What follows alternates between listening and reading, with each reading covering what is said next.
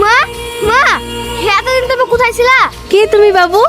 আমায় তুমি মা বলে ডাকছো? আমায় তুমি চিনতে পারছো না মা? আমি তোমার ছেলে শাহিন। এই শাহিন, কাকে কি বলছিস তুই? সরি, আপনি কিছু মনে করবেন না, এটা আমারই ছেলে। কখন যে কাকে কি বলি বসে ও নিজেও জানে না। না না ঠিক আছে, আমি কিছু মনে করিনি। এই শাহিন, বাড়ি চ আমার সঙ্গে। না না আব্বা, মাকে ছেড়ে আমি যাবো না।